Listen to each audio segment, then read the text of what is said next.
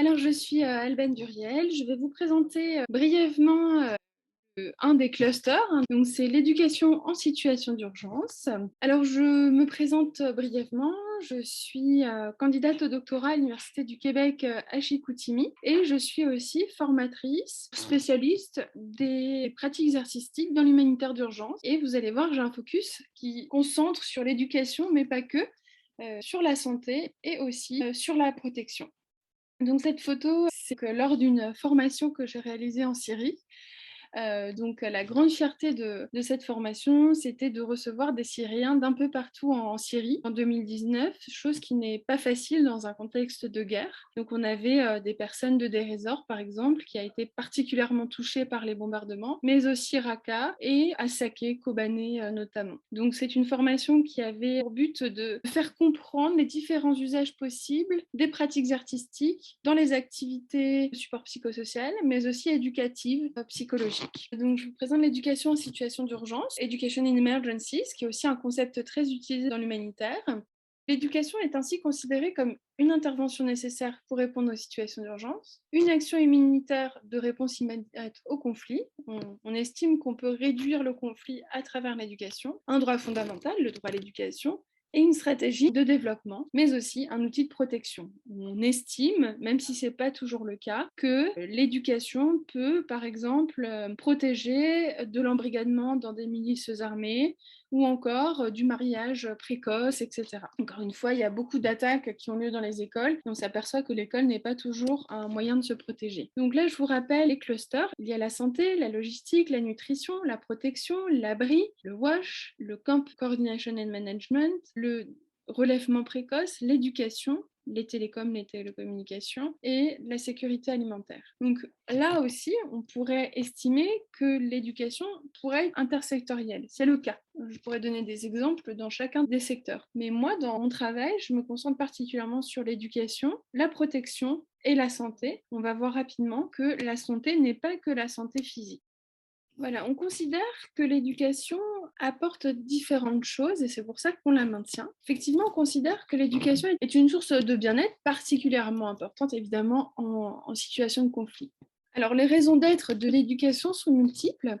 On estime que, et c'est pourquoi l'éducation en situation d'urgence est le quatrième pilier de l'humanitaire, c'est qu'il favorise le bien-être socio-émotionnel et psychosocial. Et donc, ce qui est primordial en situation de conflit en particulier, quand on a connu par exemple des sièges ou encore des violences psychologiques ou physiques. Elle constitue une protection physique et sociale au niveau de la santé mentale et de la violence. L'école, l'éducation est censée aussi rétablir un sentiment de sécurité, de normalité, de stabilité, de structuration. Et bien sûr, ça permet potentiellement de maintenir des compétences scolaires et la réintroduction de la scolarisation. C'est plus facile de maintenir le minimum que d'être déscolarisé et de retourner à l'école. Autre chose, le droit à l'éducation, par la Convention relative aux droits de l'enfant de 1989, est le document relatif aux droits de l'homme le plus ratifié au monde. Dans l'éducation en situation d'urgence, un type d'éducation est particulièrement développé, c'est l'éducation non formelle. A contrario, l'éducation formelle, c'est tout ce qui se passe dans l'école, qui suit un curriculum souvent institué par l'État. Or, c'est quoi l'éducation non formelle? C'est tous les espaces, les dispositifs et les pratiques qui, partout en dehors de l'application académique du curriculum institutionnalisé par les autorités du pays, favorisent la mise en partage de savoir, qui favorisent eux-mêmes l'acquisition de compétences et de connaissances diverses. Alors comment? De façon consciente, volontaire, organisée, ou de façon plus inconsciente, implicite par imprégnation. Et pour qui? Pour tous, selon les objectifs et les cibles. Par exemple, ça peut être un groupe de travailleurs sociaux à qui on va faire des formations, ou alors des familles à qui on va justement sensibiliser sur le bien-être des filles, ou encore un groupe d'adolescentes à qui on essaierait de faire comprendre les bienfaits dans le maintien de l'éducation, par exemple, ou la santé sexuelle ou reproductive aussi, de sensibiliser à certaines questions. Cela recouvre de nombreux programmes. Mais il y a d'autres objectifs que le fait de maintenir une éducation, et notamment en zone de conflit, l'apprentissage socio-émotionnel qui vise à favoriser le développement de 5 ensembles interdépendants de compétences cognitives, affectives et comportementales pour faire face aux situations de conflit armé. Donc c'est d'après le CASEL, le Collaborative for Academic, Social and Emotional Learning, et en particulier, donc l'apprentissage socio-émotionnel, c'est souvent inclus dans les programmes scolaires, mais ça peut être aussi mis en place dans le cadre de l'éducation non formelle. Elle souhaite favoriser la conscience de soi, comme l'identification des émotions, la reconnaissance des forces et des besoins, et le développement d'un état d'esprit de croissance. C'est autrement dit le développement et puis l'ouverture vers l'autre, vers le monde. La gestion de soi, les émotions, le contrôle des impulsions et le fait de pouvoir fixer des objectifs pour avancer. La conscience sociale, comme avoir les choses du point de vue des autres, faire preuve d'empathie et apprécier la diversité. L'apprentissage socio-émotionnel recouvre aussi les compétences relationnelles telles que la communication, la coopération et la résolution de conflits, mais aussi la prise de décision responsable, y compris la réflexion sur les conséquences de son comportement personnel. Donc ça, c'était la partie socio-émotionnelle, plus d'une visée éducative, mais aussi, on l'a vu, on commence à rentrer dans une dimension psychosociale.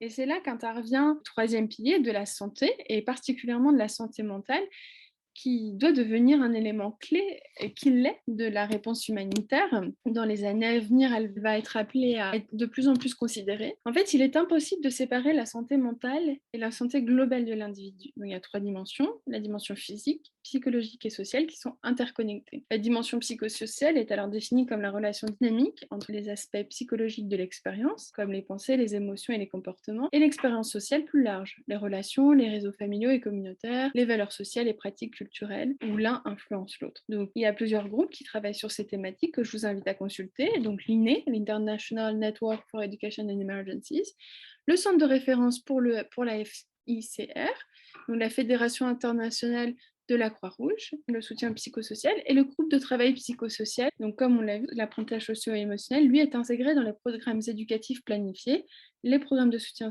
psychosocial. Eux, par contre, se concentrent sur les réponses de crise aiguë et leurs effets sur le bien-être psychologique et social de l'enfant, les moins institutionnalisés.